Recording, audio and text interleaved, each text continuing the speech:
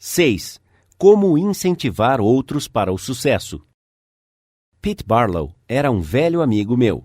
Ele tinha um hato de cachorros e pôneis e havia passado a sua vida toda viajando com circos e shows de variedades. Eu adorava assistir o Pete treinando novos cachorros para o ato. Eu percebi que quando um cachorro demonstrava um pequeno progresso, Pete o acariciava e o elogiava, dava um pedaço de carne e fazia um grande caso disso. Isso não é novidade. Treinadores de animais já usam a mesma técnica por séculos. Por que, eu penso, não poderíamos usar o mesmo bom senso para mudar pessoas que nós usamos para tentar mudar os cachorros? Por que não usamos um pedaço de carne ao invés de um chicote? Por que não usamos o elogio ao invés da crítica? Vamos elogiar a melhoria mais simples, e isso inspira outra pessoa a melhorar. Em seu livro Ain't Much, Baby, But I'm All I Got, Não sou grande coisa, mas sou tudo que tenho, o psicólogo Jess Lair comenta: o elogio é como o brilho do sol e aquece o espírito humano. Não podemos florescer e crescer sem isso. E ainda, enquanto a maioria de nós está pronta para soprar os ventos gelados da crítica sobre outros, nós relutamos a dar aos nossos colegas o aquecido brilho do sol do elogio. Eu consigo olhar para trás em minha vida e ver onde poucas palavras de elogio mudaram drasticamente o meu futuro. Você não pode dizer o mesmo sobre a sua vida?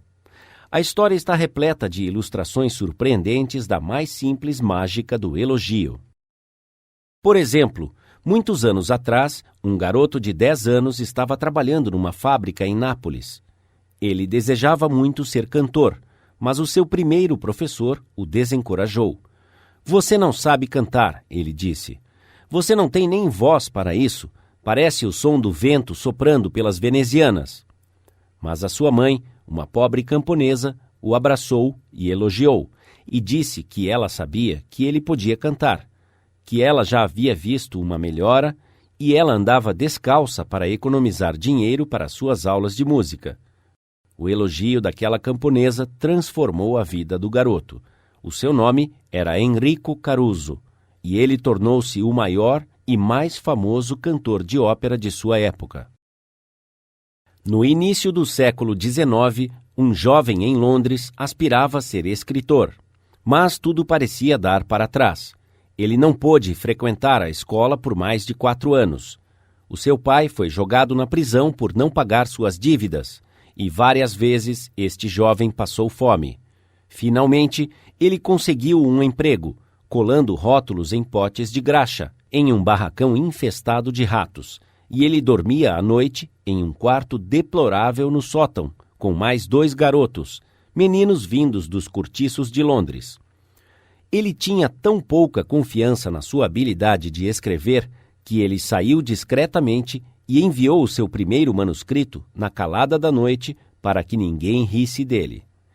História após história foram recusadas. Finalmente, chegou o dia em que uma delas foi aceita. A verdade é que, embora não houvesse recebido nenhum tostão por ela, um editor o havia elogiado. Um editor havia dado a ele o reconhecimento. Ele estava tão emocionado que andou sem rumo pelas ruas, com lágrimas correndo pelo rosto. O elogio, o reconhecimento que ele recebeu através da publicação de uma história, deu uma reviravolta em sua vida, porque se não fosse por aquele encorajamento, ele poderia ter passado a sua vida inteira trabalhando em fábricas infestadas de ratos. Você já deve ter ouvido falar deste menino. O nome dele era Charles Dickens. Outro menino em Londres trabalhava como empregado em um armazém de secos e molhados. Ele tinha que levantar às 5 horas da manhã, varrer o armazém e era escravo do trabalho por 14 horas por dia. Isso o aborrecia e ele desprezava este trabalho. Após 2 anos, ele não aguentava mais, então levantou-se certa manhã e, sem esperar pelo café da manhã, caminhou 15 milhas para falar com a sua mãe, que estava trabalhando como empregada. Ele estava furioso, discutiu com ela e chorou. Ele jurou que iria se matar se continuasse mais tempo no armazém. Então, ele escreveu uma carta extensa e patética ao seu velho professor, declarando que estava desiludido e que não queria mais viver. O seu velho professor o elogiou um pouco e lhe assegurou que ele era realmente inteligente e merecia estar fazendo coisas mais dignas, e lhe ofereceu um emprego como professor. Aquele elogio mudou o futuro daquele menino e causou uma impressão permanente na história da literatura inglesa, porque aquele garoto começou a escrever inúmeros best-sellers e ganhou mais de $1 milhão com a sua caneta. Você já deve ter ouvido falar dele. O seu nome era H.G. Wells. O uso de elogio ao invés da crítica é o conceito básico nos ensinamentos de B.F. Skinner. Este grande psicólogo contemporâneo mostrou experiências com animais e com humanos, que quando a crítica é minimizada e o elogio é enfatizado, as coisas boas nas pessoas serão reforçadas e as coisas não tão boas serão atrofiadas por falta de atenção. John Ringles Paw, de Rocky Mount, North Carolina, usou isso para lidar com os seus filhos. Parecia que, como em muitas famílias, a principal forma de comunicação entre pais e filhos era gritar. E como em muitos casos, as crianças se tornam um pouco piores do que melhores após cada sessão, e os pais também. Parecia que este problema nunca seria resolvido. O Sr. Ringles Paw decidiu usar alguns dos princípios que ele havia aprendido durante o nosso curso para resolver a situação. Ele reportou: "Nós decidimos tentar o elogio ao invés de enfocar as suas falhas. Não foi fácil, quando tudo que podíamos ver eram as coisas negativas que estavam fazendo. Foi muito difícil achar algo para elogiar. Nós conseguimos encontrar alguma coisa, e nos primeiros dias eles pararam de fazer algumas das coisas desagradáveis que estavam fazendo. Depois, algumas outras falhas começaram a desaparecer. Eles começaram a se concentrar nos elogios que estávamos lhes dando. Eles até começaram a fazer o impossível para fazer as coisas certas. Foi difícil acreditarmos no que estava acontecendo. É claro, não durou para sempre, mas o nível alcançado, depois que tudo fora endireitado, foi muito melhor. Não precisávamos mais reagir da forma que reagíamos. As crianças estavam fazendo mais coisas certas do que erradas. Tudo isso foi resultado de elogiar até mesmo um pequeno progresso nas crianças, ao invés de condenar tudo que eles estavam fazendo errado. Isso funciona no trabalho também. Keith Roper, de Woodland Hills, Califórnia, aplicou este princípio a uma situação em sua empresa. Chegou um material para ele de sua gráfica, que era de uma qualidade excepcional. O tipógrafo que havia realizado o trabalho era um funcionário novo que estava tendo dificuldade para se ajustar no trabalho. O seu supervisor estava decepcionado com o que ele considerava uma atitude negativa e estava pensando seriamente em despedi-lo. Quando o Sr. Roper foi informado desta situação, ele foi pessoalmente à gráfica para falar com o jovem. Ele lhe disse que estava muito contente com o trabalho que acabara de receber e disse que era o melhor trabalho que a empresa havia produzido em algum tempo.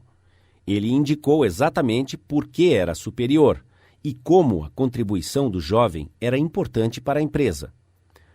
Você acha que isso afetou a atitude daquele jovem em relação à sua empresa? Em alguns dias, houve uma reviravolta completa. Ele contou a vários de seus colegas de trabalho sobre a conversa e como alguém da empresa realmente apreciava um bom trabalho. E daquele dia em diante, ele foi um trabalhador leal e dedicado. O que o Sr. Roper fez não foi apenas lisonjear o jovem tipógrafo e dizer, você é bom.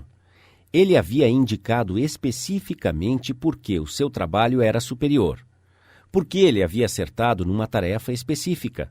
Ao invés de fazer alguns comentários gerais de elogio, o seu elogio se tornou mais significativo à pessoa a qual ele fora dado.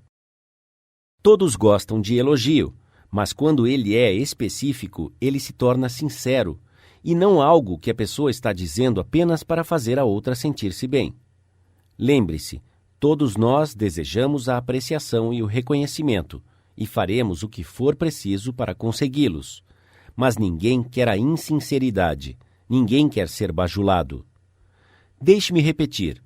Os princípios ensinados neste livro irão funcionar apenas quando expressados de forma sincera. Eu não estou defendendo técnicas mágicas. Eu estou falando sobre um novo estilo de vida. Falando em mudar as pessoas. Se você e eu inspirarmos as pessoas com quem nos encontrarmos para que elas percebam os tesouros escondidos que possuem, nós podemos fazer muito mais do que mudar pessoas. Nós podemos literalmente transformá-las. Estou exagerando? Então ouça estas palavras sábias de William James, um dos psicólogos e filósofos mais famosos que a América já produziu. Comparado com o que nós deveríamos ser, estamos apenas meio acordados. Estamos apenas fazendo uso de uma pequena parte de nossos recursos físicos e mentais. Falando em termos gerais, o ser humano vive dentro dos seus limites. Ele possui poderes de vários tipos que ele habitualmente não usa. Sim, você que está ouvindo estas linhas possui poderes de vários tipos, que você habitualmente não usa. E um destes poderes que você provavelmente não está usando ao seu máximo é a sua habilidade mágica de elogiar pessoas e inspirá-las na realização de suas possibilidades latentes. As habilidades murcham sob crítica, elas florescem sob o encorajamento. Para tornar-se um líder mais efetivo, aplique o princípio 6. Elogie o menor progresso e elogie todas as melhorias. Seja sincero em sua aprovação e generoso em seu elogio.